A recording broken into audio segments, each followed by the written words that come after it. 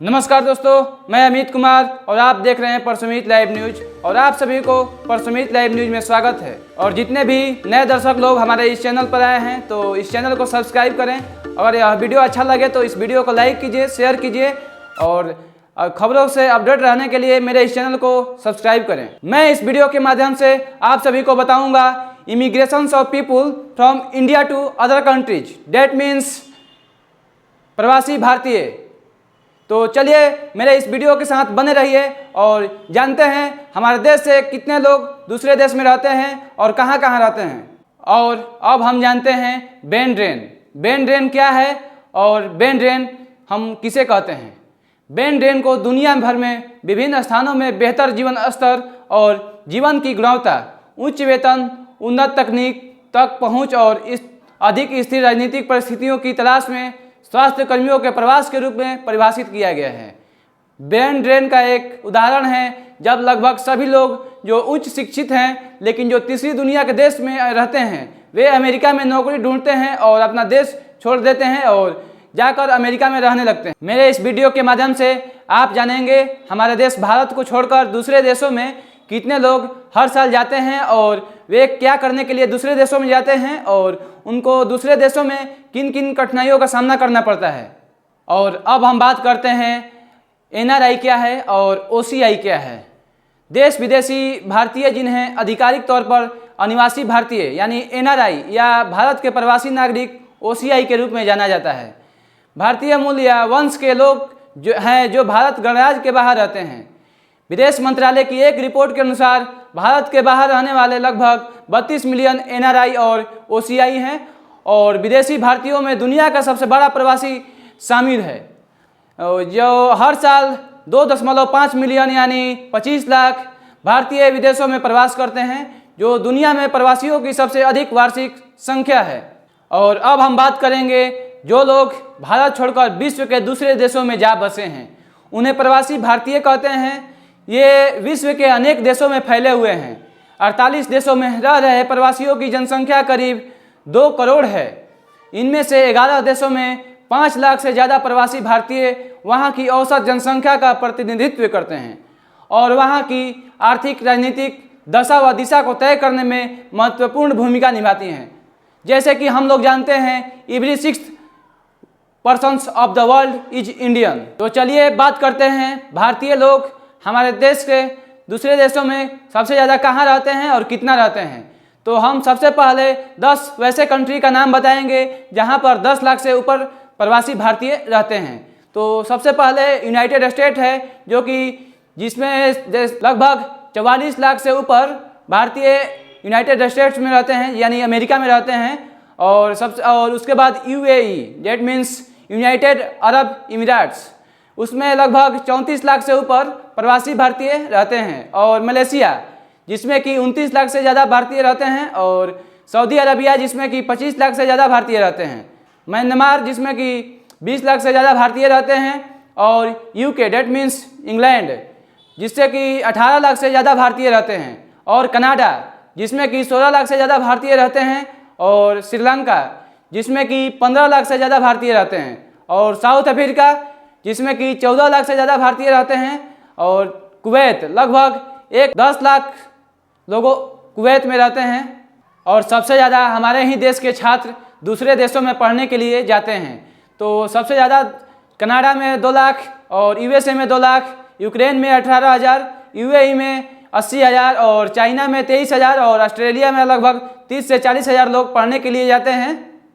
हमारे देश में सबसे अधिक कठिनाइयों का सामना छात्रों को करना पड़ता है, जो कि लगभग 10 लाख से ऊपर इंजीनियरिंग में और मेडिकल में छात्र परीक्षा देने के लिए बैठते हैं, जो कि जिसमें कि सीट लगभग सरकारी संस्था यानी आईआईटी में लगभग 16,000 ही रहता है, जिसमें कि बाकी लगभग 2% जितने भी छात्र हैं वो चुने जाते हैं उसमें से।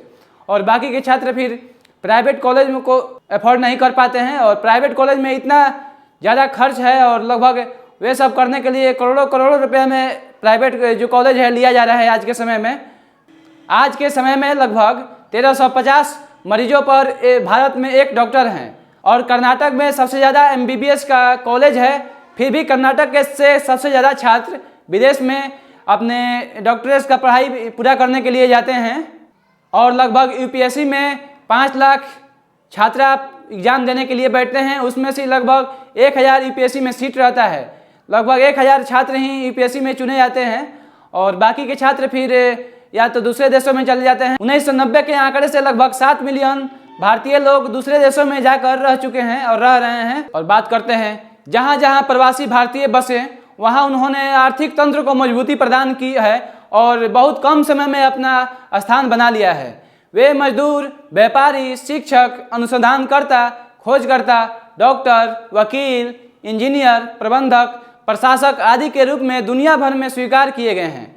प्रवासियों की सफलता का श्रेय उनकी परंपरागत सोच, सांस्कृतिक मूल्यों और शैक्षणिक योग्यताओं को दिया जा सकता है। कई देशों में वहाँ के मूल निवासी की अपेक्षा भारतवंशियों की प्रतिभा ज़्यादा है, जिसके कारण भारत की विदेशी में छवि निखरी है। प्रवासी भारतीयों की सफलता के कारण भी आज भारत आर्थिक विश्व में आर्थिक महाशक्ति की रूप में उभर रहा है। प्रवासी भारतीयों की सफलता के कारण आज भी भारत आर्थिक विश्व में आर्थिक महाशक्ति के रूप में उभर रहा है। कुछ भारतीयों का ही नाम बताएंगे जो विदेश में भी अपना नाम कमाए हैं और अच्छे पोजीशन पर हैं। Mahendra Chaudhary, prime minister of Fiji. Satya Nadella, CEO of Microsoft. Sundar Pichai, CEO of Alphabet. Shantanu Narayen, CEO of Adobe Systems. Arvind Krishna, CEO of IBM। Anjali Sood, CEO of Vimeo. Amanpal Bhutani, CEO of GoDaddy. Indra Nooyi, CEO of PepsiCo. Ajay Banga, CEO of Mastercard and Kamala Harris, vice president of USA।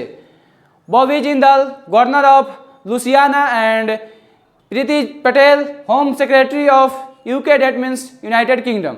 लगभग 2015 से 5 लाख से ऊपर भारतीय हमारे देश को छोड़कर दूसरे देशों में जाकर रहने लगे हैं और जिनमें लगभग 23,000 उसमें मिलीनियर्स हैं।